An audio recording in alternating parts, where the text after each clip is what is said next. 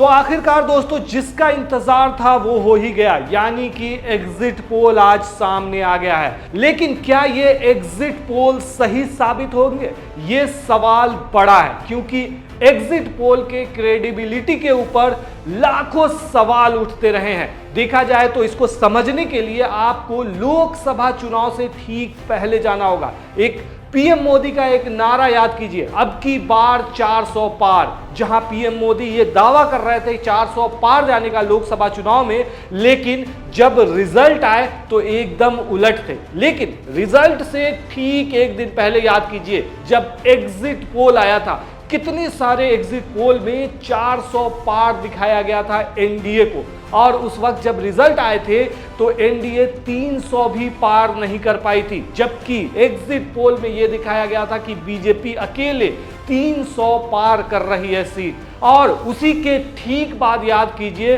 कि देश के अंदर एक और जगह चुनाव हुए, जिस राज्य का नाम है हरियाणा, और हरियाणा का जो माना जा रहा था कि किसी भी हाल में एक भी एग्जिट पोल ऐसा नहीं था जिसमें दिखाया गया था कि वहां बीजेपी जीत सकती है। लेकिन जब रिजल्ट आए तो वो काफी ज्यादा चौंकाने वाले थे। चौंकाने वाले इसलिए थे कि सारे एग्जिट पोल फेल हो गए, और जब रिजल्ट आया तो बीजेपी फुल मेजॉरिटी में आ गई, जबकि जितने सारे भी एग्जिट पोल थे वो दिखा रहे थे कि हरियाणा के अंदर बीजेपी की सरकार जा रही है। लेकिन चौंकाने वाली बात यह थी कि कांग्रेस भी ये मान करके चल रही थी, कहीं ना कहीं आत्मविश्वास में थी, या यूं कह सकते हैं कुछ ज्यादा ही आत्मविश्वास में थी कि इस बार वो हरियाणा के अंदर सरकार बनाने जा रही है। लेकिन रिजल्ट आए तो क्या हुआ? तो क्या अब महाराष्ट्र के अंदर क्या होने वाला है दोस्तों? क्या महाराष्ट्र के अंदर भी बाजी पलटने वाली है? ज्यादातर जो एग्जिट पोल दिखाए जा रहे हैं उसका क्या होने वाला है? क्या इसके उलट आएंगे? क्या एमवीए जीतने वाली है, या फिर महायुति की जीत हो सकती है?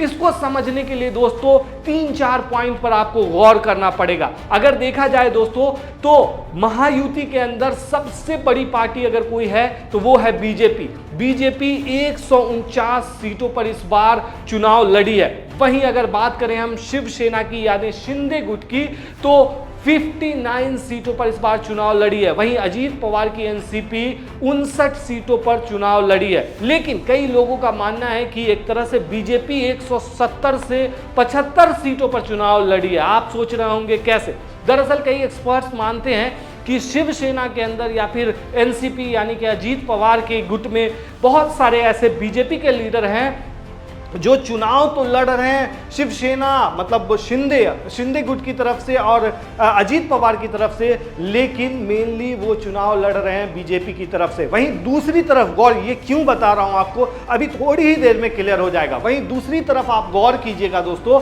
तो कांग्रेस 101 सीट पर इस बार चुनाव लड़ रही है। वहीं शिवसेना यानी उद्धव गुट जो है वो एक तरह से देखा जाए तो 95 सीट पर चुनाव लड़ रही है, और एनसीपी यानी शरद पवार 86 सीट पर चुनाव लड़ रही है। और अब समझिए आप दोस्तों, लोकसभा चुनाव याद कीजिए, लोकसभा चुनाव में 23 सीटों वाली यानी टोटल लोकसभा सीटें महाराष्ट्र के अंदर में 48 है, और इसमें से 23 सीटों पर बीजेपी का कब्जा था। लेकिन लोकसभा चुनाव में डायरेक्ट बीजेपी 23 से 9 सीटों पर सिमट गई। वहीं ताज्जुब वाली बात यह रही लोकसभा के अंदर कि लोकसभा चुनाव में कि कांग्रेस जिसकी महज 1 सीटें थी वो 1 से 9 पर पहुंच गई।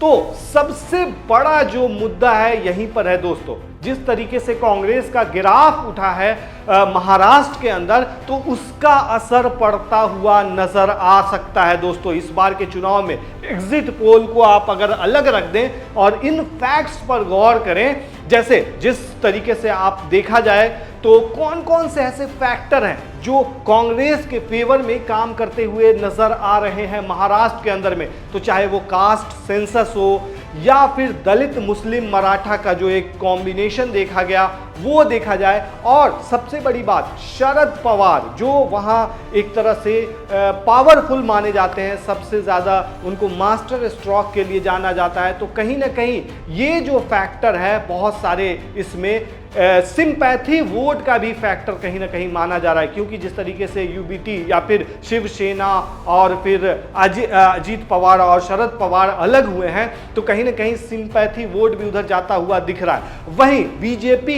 एक तरह से आप कह सकते हैं हिंदुत्व के मुद्दे को लेकर के महाराष्ट्र के अंदर आगे बढ़ी है, और जिस तरीके से योगी आदित्यनाथ ने बयान दिया था बटेंगे तो कटेंगे, तो इस नारे का कहीं ना कहीं अजीत पवार ने भी एक तरह से अपोज किया था और कहा था कि इस तरह के नारे महाराष्ट्र में नहीं चल सकते हैं। तो वहीं आप देखेंगे तो बीजेपी के फेवर में बहुत ऐसे कम हैं जो एक हिंदुत्व को लेकर के चलने की बात को अगर छोड़ दिया जाए तो बाकी सारे जो है वो एक तरह से कोई खास मुद्दे नहीं है। वहीं जिस तरीके से राहुल गांधी ने आखिरी दिन अपना मास्टर स्ट्रोक चला था, यानी कि उन्होंने क्या किया था, अडानी का एक तिजोरी खोलते हुए उनका एक वीडियो वायरल हुआ था जिसमें उन्होंने पीएम मोदी का और अडानी का कनेक्शन दिखाया था। और ठीक उसके बाद जिस तरीके से एक चीज और देखा गया कि जो पैसे बांटते हुए देवड़े का एक बीजेपी लीडर का वीडियो काफी ज्यादा वायरल हुआ था,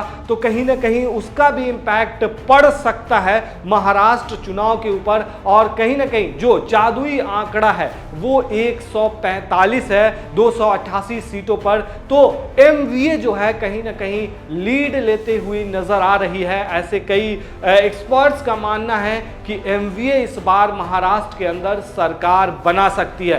तो आपको क्या लगता है दोस्तों इस पूरे मामले को देखते हुए कि क्या सच में बीजेपी की सरकार महाराष्ट्र से जा रही है, या फिर जो भी एग्जिट पोल दिखाए जा रहे हैं वो सच साबित होंगे? आप हमें कमेंट में जरूर बताएं।